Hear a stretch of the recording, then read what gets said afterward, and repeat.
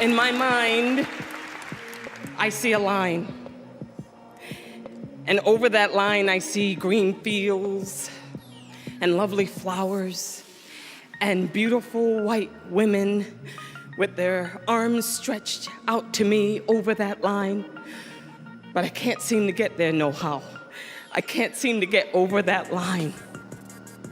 That was Harriet Tubman in the 1800s. And let me tell you something. The only thing that separates women of color from anyone else is opportunity.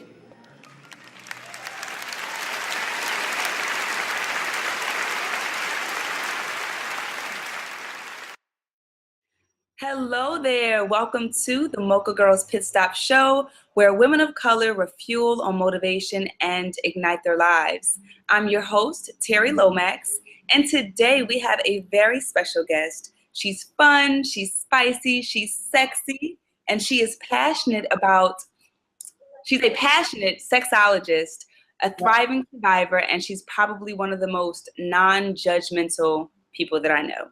Michelle Hope, welcome to the show. Oh, thank you so much for having me. I really appreciate you inviting me on. Of course, of course. Now, Michelle, before we dive into my questions, I have to talk about this Instagram picture you posted with your Uptown magazine, the new project that you're working on. Can you spill any beans, girl? That picture is so cute. Well, all I can say is stay tuned. Make sure you're kind of following what's happening. I definitely want people to know that I want to educate the community, and there are a lot of outside the box ways that we can do that in real conversations without judgment, talking about the whole part of the person. Like, there's so much more to sexuality than I think we really talk about. So I want to get into like the niches and the nitty gritty, not just in the bedroom, but out of the bedroom as well. So that's kind of a preview of what I'm working on. Thank you, girl. Okay, so we will have to, I'll share Michelle's social media links below so that you can follow her and stay tuned for this little sneak preview. So much more. There's so much more. I can't wait, but the picture was fabulous. I was like, oh, what is she working on? This is amazing. But let's go ahead and dive in, Michelle. Can you just talk a little bit about who you are? Who is Michelle? Where are you from? What's your backgrounds? Well, I think that I'm an individual who lives in the margins. I'm biracial. My mother is Caucasian and my dad's Black, and I grew up in Indiana, which a lot of people don't realize this, but Indiana was where the KKK kind of really took its stronghold. And I think that's something to be said when you think about people's experiences. Yeah. And kind of we're in a space and an election year where we can all be active. And you want to just be mindful of what's out there. I'm not here to say my upbringing was wrong because, girl, I learned a lot and I love who I am for it. But just so everyone out there knows, if you meet a person of color from Indiana, there's more places than Gary where we might live. I get that question a lot. When I say from Indiana, they're like, Gary, right? And I'm like, no. It's a big state. That's so sweet. So let's talk about your backgrounds. As far as, so I started in entertainment. I went to LA at like super young, 19, and then beyond that, I kind of explored what this entertainment realm was, and I really enjoyed it. But there were areas and experiences where I was like, this isn't who I am as a woman. And I didn't think that the characters that I saw and the images that I was being shown or being held as a standard to fit who I was. So I decided to go on a quest to find out what was sexuality, what was love in the Black community, what was marriage, what was unity. And I really have been studying human development for a very, very long time and very different aspects of it. But I think it all kind of came to a head, and I found that the root was sexuality. Everything we do is kind of based in sexuality. So I wanted to really explore that. And I have a master's in human development with an emphasis kind of in adult learning theory. So how do we learn our behavior? And how can we unlearn it if it's unhealthy, right? Wow. That's so awesome. That's so amazing. So I was talking to one of my girlfriends and I told her that I was going to be chatting with Michelle Hope, and she's like, oh, well, what does a sexologist do? So can you kind of just tell us, like, what do you do as a sexologist? Well, I think what is to be respected about my craft and the science that I study is that there's a broad spectrum. So there are a lot of really incredible sexologists out there who may not even recognize the work that they do.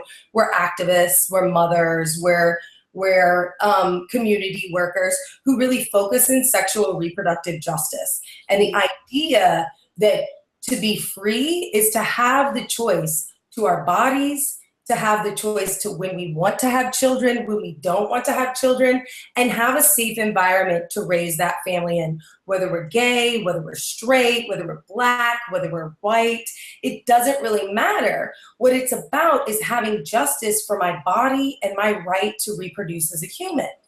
Mm-hmm. So I kind of think that that's what I'm kind of rooted in, and that's the work that I think about from my experience as a sexologist. Now, how that manifests, that might be a pleasure class, because women being assertive in their communications about their pleasure, there are studies that show those women also have more satisfying lives and are more likely to use condoms because they'll verbalize, if you're not using protection, I'm not doing this. Exactly. Right?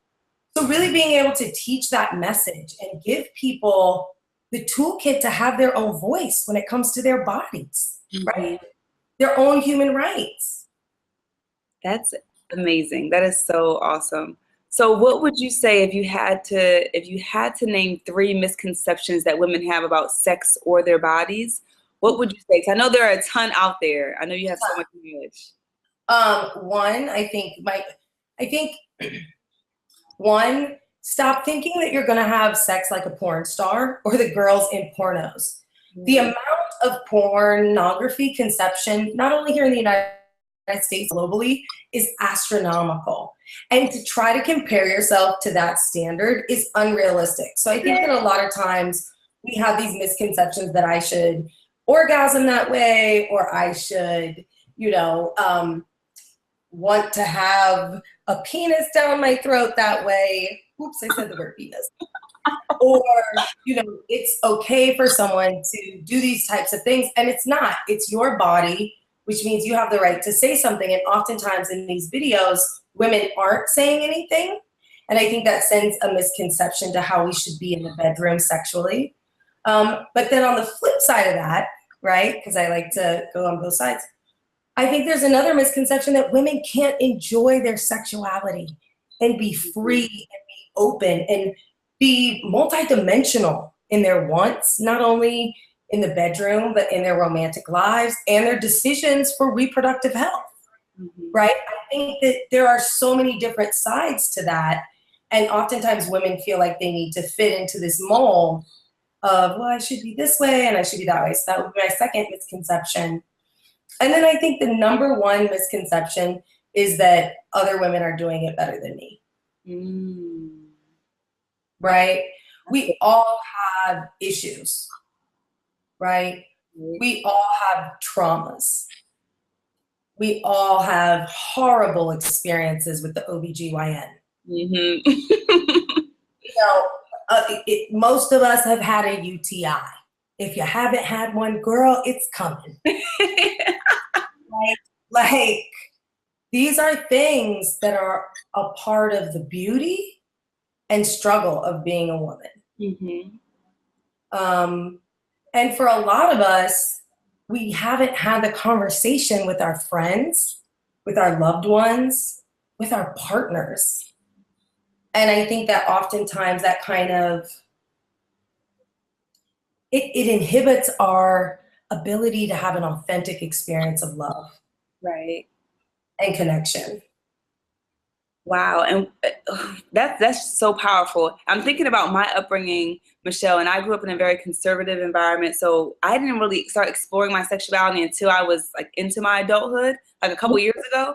Were you always so comfortable with who you are sexually, and so like outspoken? Because I feel like you just kind of, in your interviews, you're just like talking about all these different topics, and it's like, wow, she's so comfortable, talking about these taboo topics. So were you? I think to some extent my experience and my upbringing kind of forced me to be able to navigate different social situations.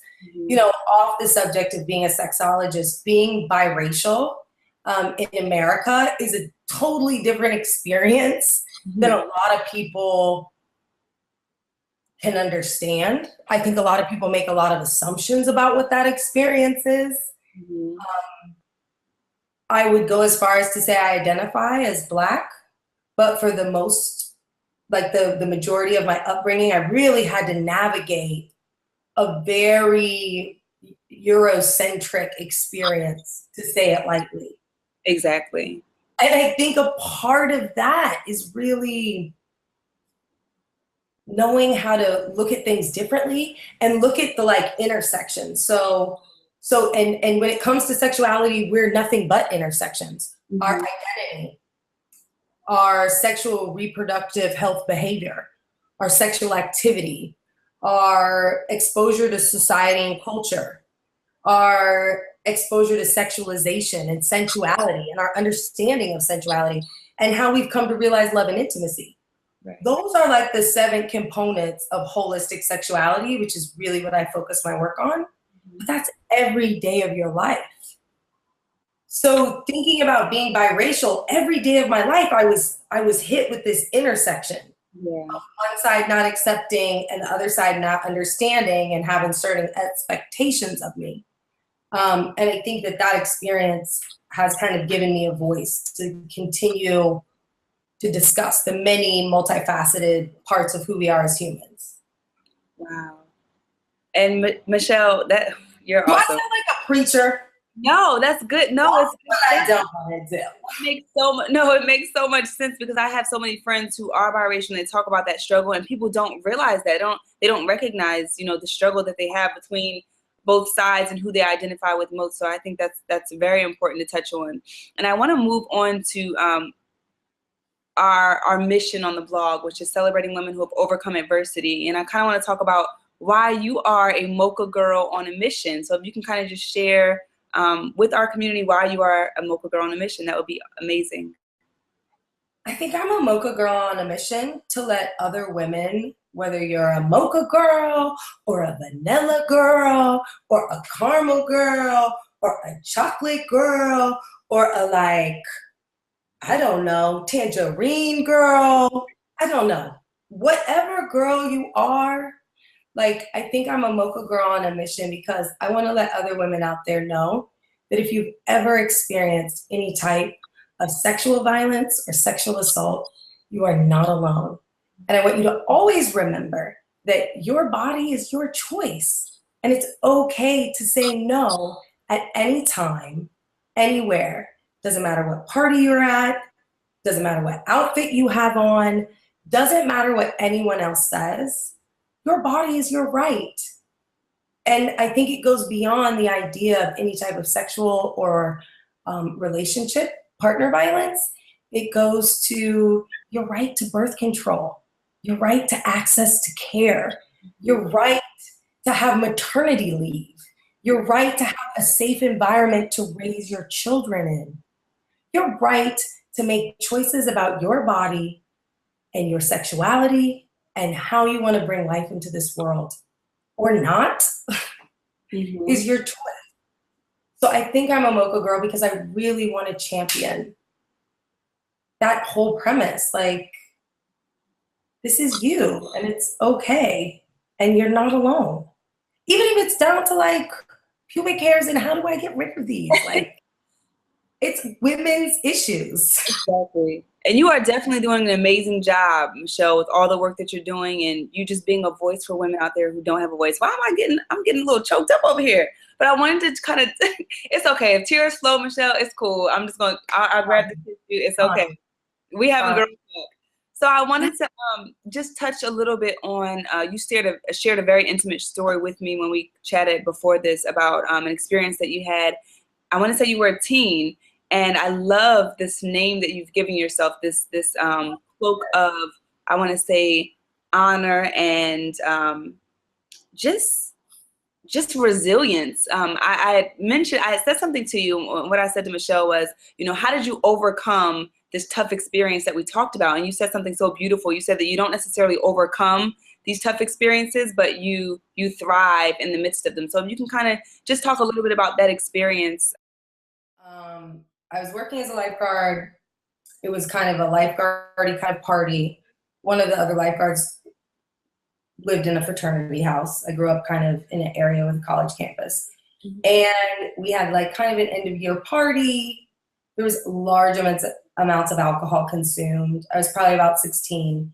And I remember somehow ending up in the laundry room with someone that I worked with who I didn't think see, this is how it goes. Like, it's not usually somebody you don't know. That's not every case, but the majority of cases is someone that you trust. And I remember when it all kind of was unraveling, being like, and saying the words, "Why would you do this? I thought we were friends." Wow. Right? And I was like, please don't. And, you know, I oftentimes replay it in my mind, and it's haunting, and it is a trauma for me.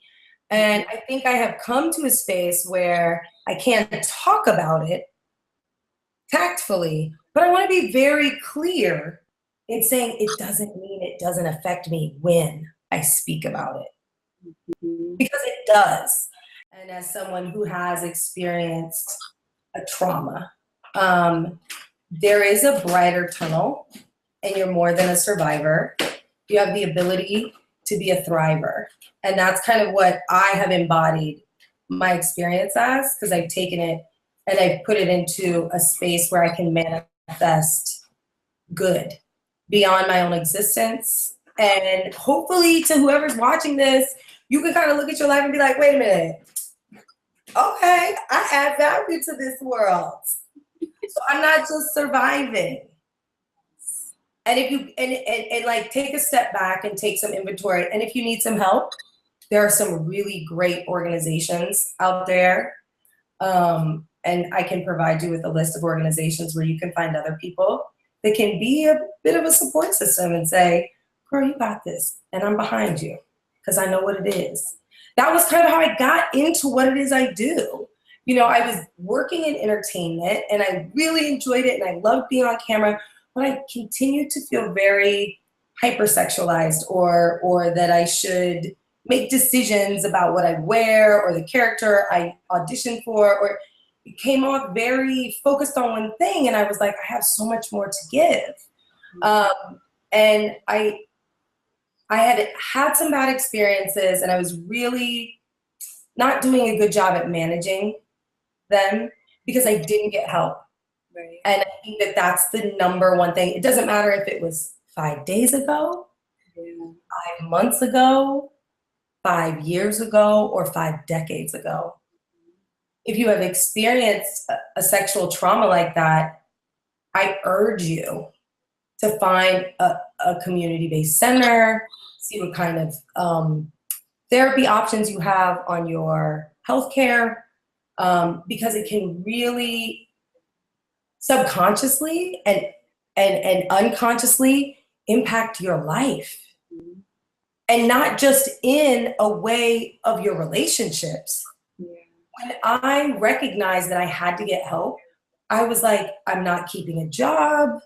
My friendships are not working out. It was just like nothing was really growing in my life. And that was my manifestation. I cannot speak to anybody else's but my experience. So I said, you know what, let me find a free clinic. And there are so many free clinics out there, and they're in your community. Planned Parenthood is a great place to start, or any free clinic. I just feel like to become a rape thriver, one of the first things that I had to do was forgive myself and say, I should probably talk to somebody about this. And when I started working with someone, I was able to tell some of my closest friends.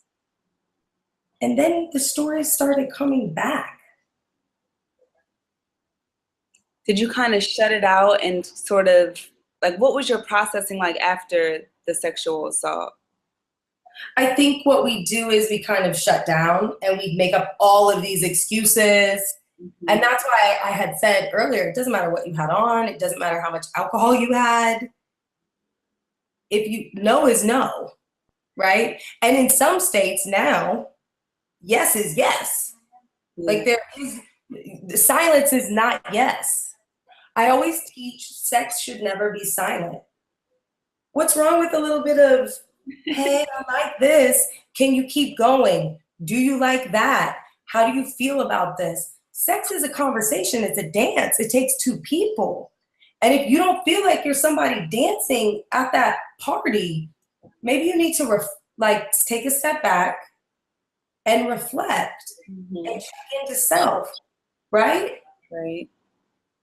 But on the flip side of that, we as women have to be assertive in our communication. No means no. I think silence is not an answer. And I don't think that we should continue to kind of, how do I say this? It's touchy for me because I teach workshops and the things I hear that come back to me that validate some of this. I don't want to judge the people I work with. I don't want to judge the women. And I don't mean young people. I mean grown women that come back to me with these things because I want to embolden them to be more aware. But sometimes we do it to each other. It manifests in slut shaming. It manifests in sorority hazings. It manifests in a lot of ways. So my hope is that we can start a conversation and not be like, oh, well, that didn't happen, or, well, you know, I went through it and I was fine. How about we all heal each other? So I think that sometimes when individuals come in contact with somebody who has had that type of experience and that type of trauma, because that's what it is, they oftentimes want to ask questions, or they want to be like, did you recognize any signs prior to? Like, that's victim blaming. Yeah. In other words, girl, you should have seen that coming. Exactly. And Go ahead. I was gonna say really quick, while you're touching on that, can we talk about just a few things that are offensive to even say to a victim or someone who has been?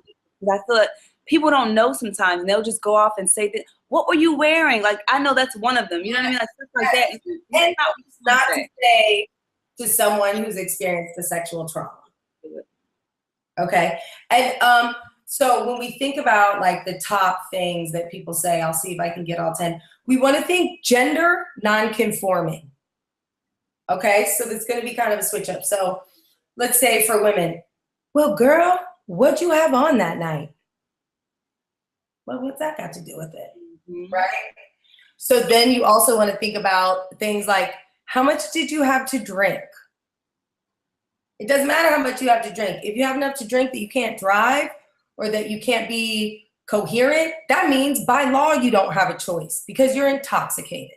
So let's not put that on the person who experiences the trauma.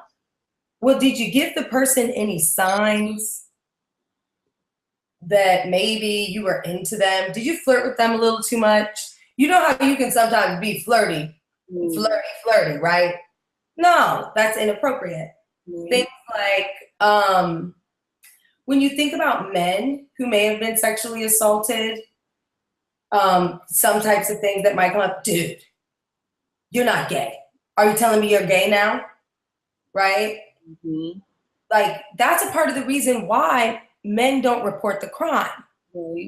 And why the numbers for women are approximately 1 in 5 women will be sexually assaulted during a lifetime. I believe for men, it's about 1 in 13 is what's reported. But we have to understand that that's not necessarily true. Right? Something else somebody can say, well, girl, how long did he take you to dinner? How many drinks did he buy you? Because maybe he thought you owed him something. You don't owe anybody anything, right? Asking these kinds of questions. And again, I'll go back to, well, you didn't see any signs. Mm-hmm. Things like that are not things. Why didn't you fight him off? Mm. Why didn't you report it to the police? Those are very blamey. Like, why didn't you? When it should be things like, I'm really sorry this happened to you. I need you to remember this is not your fault. Mm-hmm. This person this is not about this person. It's about hold on a second. Let me think about this. I want to make sure I'm wording this right. This is not a crime about sex. Sexual assault is not a crime about sex. Sexual assault is a crime about power. And it's the person, the aggressor, trying to take power over another person through the use of sex. Gotcha. I want to really help people understand. Yeah. And it can be someone that you know well, and it can be someone that cares about you, but it's not about love, it's not about lust, it is about power. And taking away a person's power. Wow. Thank you so much. I know that's not easy, and I can only imagine.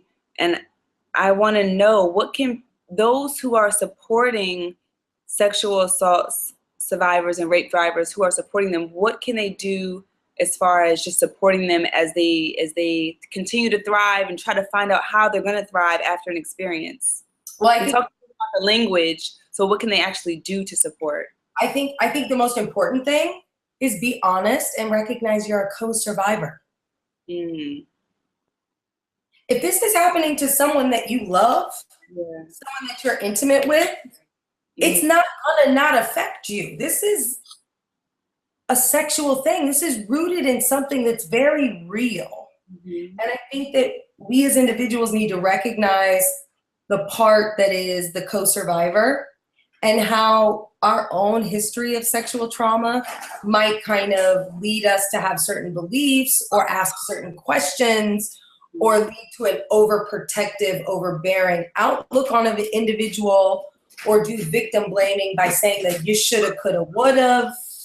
I think that we need to just recognize ourselves as co-survivors who need help too, who need counseling just as much as our friends need counseling.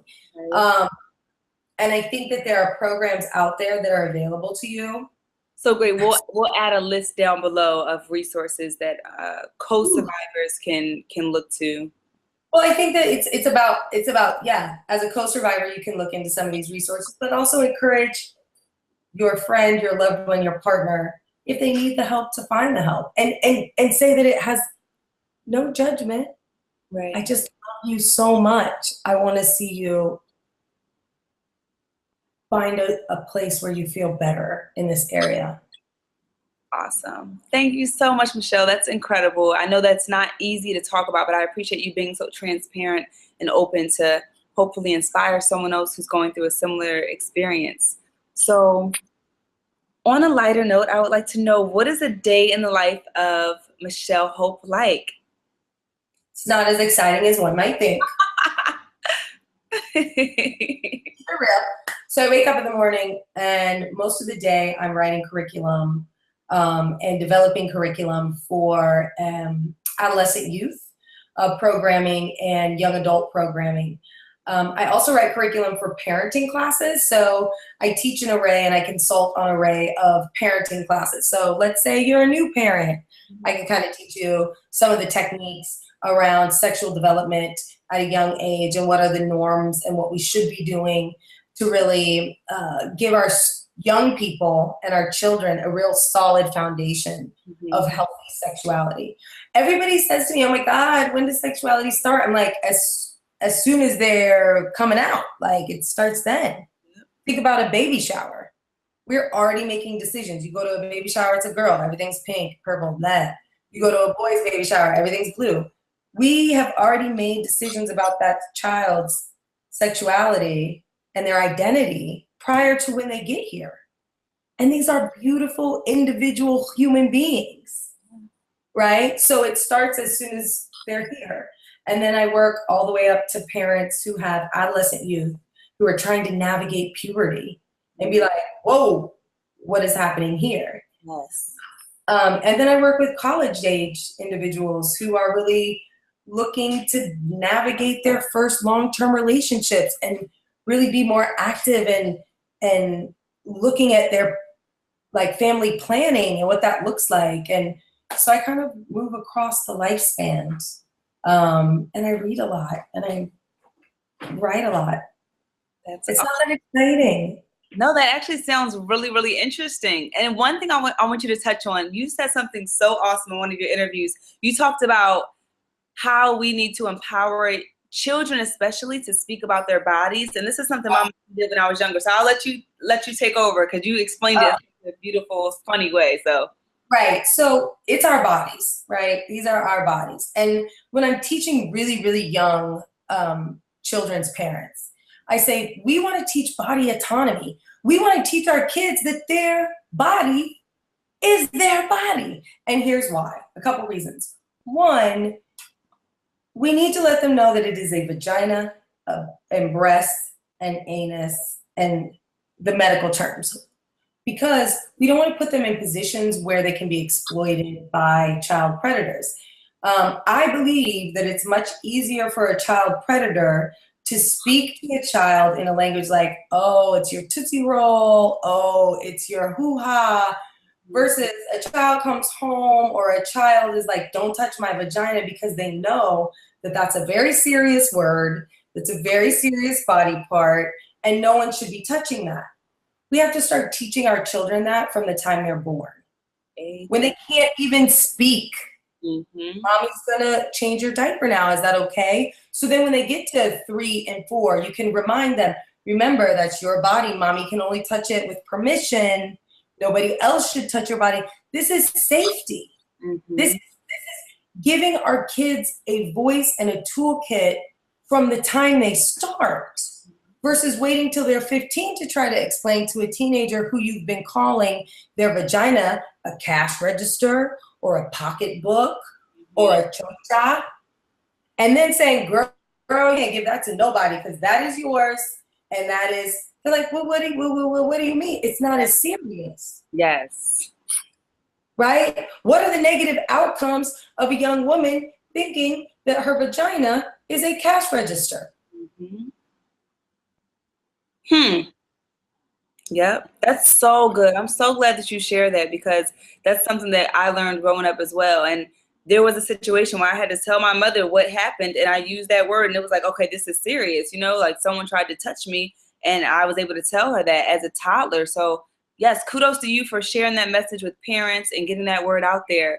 I have to ask you, Michelle, what are you seeking right now in life at this moment? Because you never know who's going to watch this show, who may be able to reach out to you and send you resources. So what are you looking for right now in your life?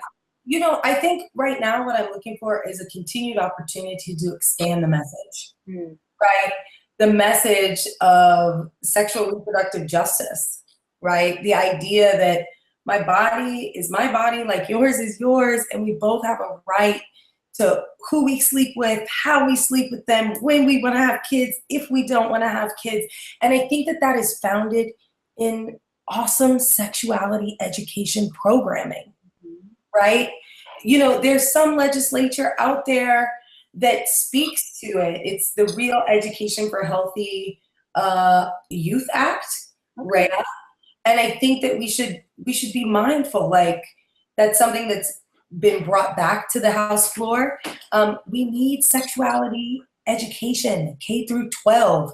Call your senator, call your congressman, call your local city official. Ask your schools, who is teaching the sex ed at my school? And for all the places that choose to have abstinence only, I respect that. Find me an evidence-based abstinence only program that shows results, and I'm ready to go there with you. But until then, we owe it to our young people, we owe it to our communities to allow reliable, medically accurate, inclusive education around sexuality issues for not just young people, but for all people.